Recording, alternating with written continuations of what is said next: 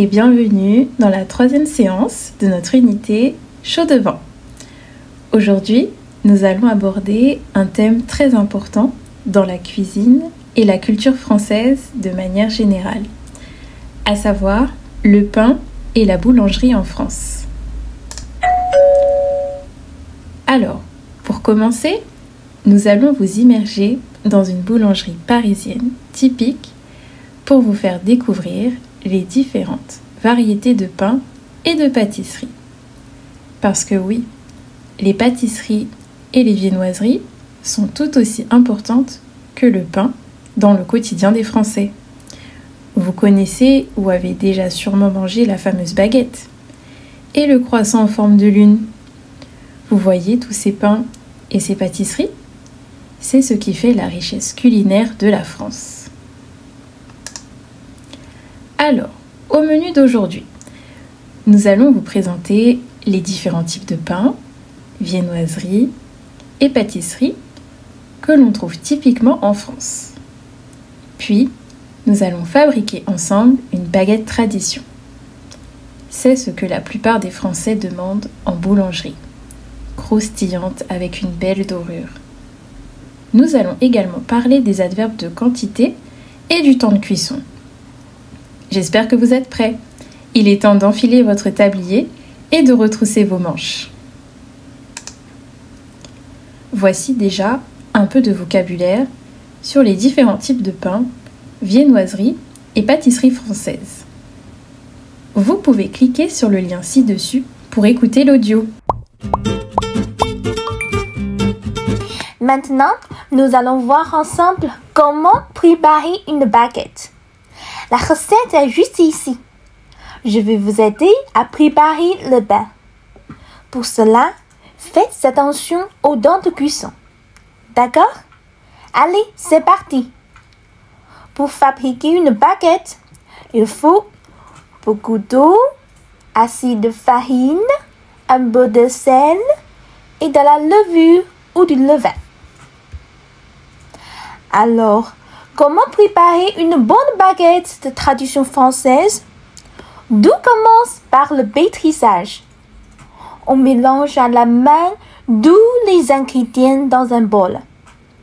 La farine, l'eau, le sel et la levure. Puis, on laisse la pâte lever pendant 20 minutes à température ambiante. Ensuite, divisez la pâte en bâtons de même poids. Chaque bâton est travaillé à la main ou à l'aide d'un robot mélangeur pour obtenir la forme allongée de la baguette. Et puis, laissez-les reposer 30 minutes à température ambiante. Enfin, préchauffez votre four à 250 degrés. Puis, enfournez-les environ 15 minutes. Ça y est, c'est prêt.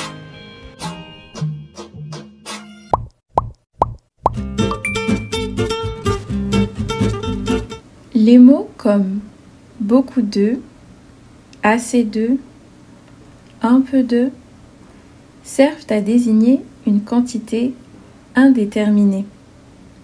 On les appelle les adverbes de quantité. Ils sont toujours placés devant les noms. Regardez les exemples. Je bois un peu de lait. Je mange trop de pain. Je mets beaucoup de sauce. J'ai assez de sauce.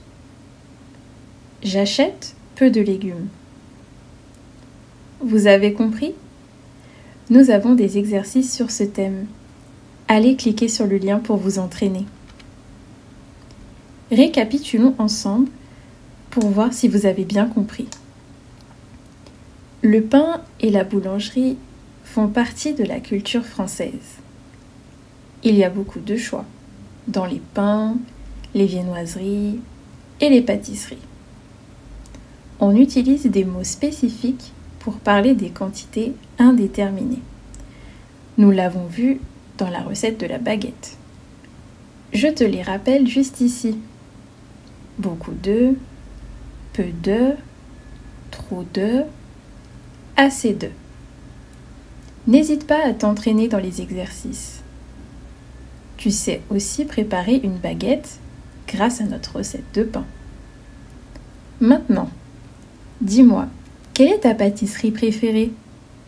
Écris ta réponse dans la section commentaires de la vidéo et je vous dis à bientôt pour une nouvelle recette de grammaire.